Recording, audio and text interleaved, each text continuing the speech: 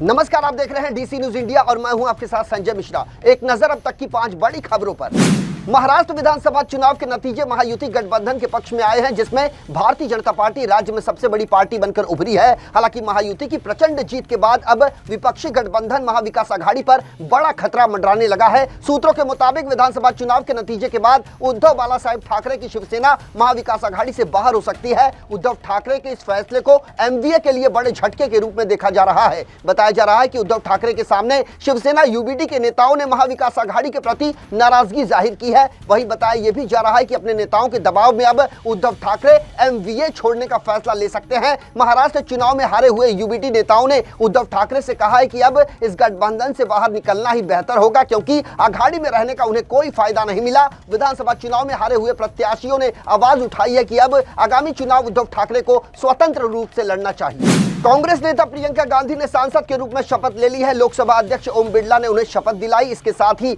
देश की संसद में गांधी परिवार के एक और सदस्य का प्रवेश हो गया। दरअसल प्रियंका गांधी नेहरू परिवार की 16वीं सदस्य है जो लोकसभा के लिए निर्वाचित हुई हैं। देश के संसदीय इतिहास में ऐसा कभी नहीं हुआ जब लोकसभा में गांधी परिवार का कम से कम एक सदस्य ना पहुंचा हो। मौजूदा लोकसभा में राहुल गांधी के बाद उनकी बहन प्रियंका भी संसद पहुंच चुकी है। राहुल और प्रियंका की मां सोनिया गांधी लंबे समय तक लोकसभा सांसद रही हैं। फिलहाल वो राजस्थान से राज्यसभा की सांसद है। ऐसा पहली बार होगा जब गांधी परिवार, मां और उनके 2 बच्चे एक साथ सांसद होंगे। प्रियंका और राहुल के एक साथ सदन में बैठते ही एक और इतिहास दोहराया गया। तकरीबन 71 साल पहले 1953 तक जवाहरलाल नेहरू और विजय लक्ष्मी पंडित की भाई बहन की जोड़ी सदन में नजर आया करती थी। अब 71 साल बाद फिर से नेहरू गांधी परिवार के भाई बहन एक साथ नजर आए।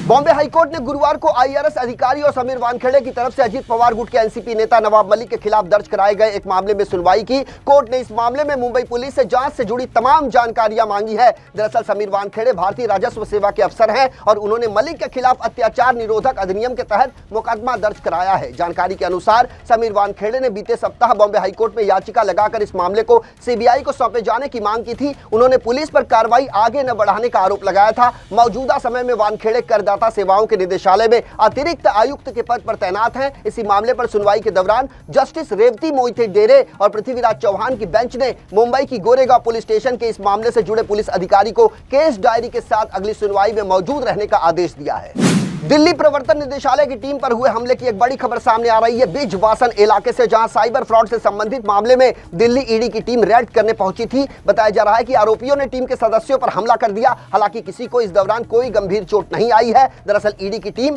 PPPYL cyber app fraud case के संबंध में अशोक शर्मा और उसके भाई के ठिकाने पर छापेमारी करने गई थी और इस मामले में एक FIR भी दर्ज किया गया है जो अभी भी जांच के दायरे में है। ईडी सूत्रों ने बताया कि जब वे PPPYL साइबर ऐप फ्रॉड मामले की जांच में अपराधियों पर छापेमारी करने पहुंचे थे तो उसी दौरान साइबर आरोपियों में शामिल अशोक शर्मा और उसके भाई ने ईडी की टीम के सदस्यों पर हमला कर दिया। FIR में कहा गया है कि जब ईडी अधिकारी छापेमारी कर रहे थे तभी अचानक उन पर हमला किया गया। ईडी सूत्रों ने बताया कि जिस केस में ईडी की टीम छापेमारी करने के लिए पहुंची थी उसमें देश भर में फिशिंग स्कैम, QR कोड धोखाधड़ी, पार्ट टाइम जॉब स्कैम जैसे हजारों साइबर अपराध शामिल हैं।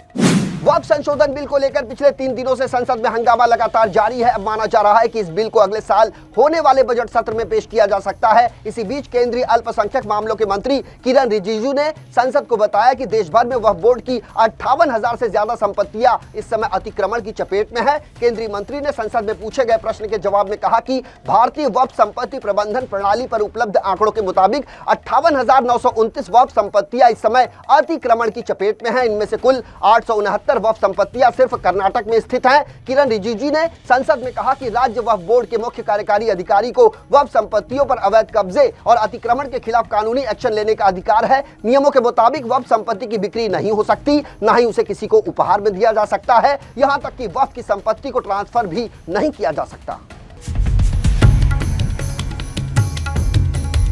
आचार्य चाणक्य ने कहा है कि यदि स्त्री मन से शांत, धैर्यवान और धार्मिक हो तो वो किसी भी परिस्थिति में क्रोध नहीं करती, लेकिन धैर्य से काम करने वाला व्यक्ति खराब से खराब स्थिति में भी बहुत ही उच्च कोटि का कार्य कर सकता है। ऐसी स्त्री अपने पति के जीवन को भी खुशहाल बना देती है।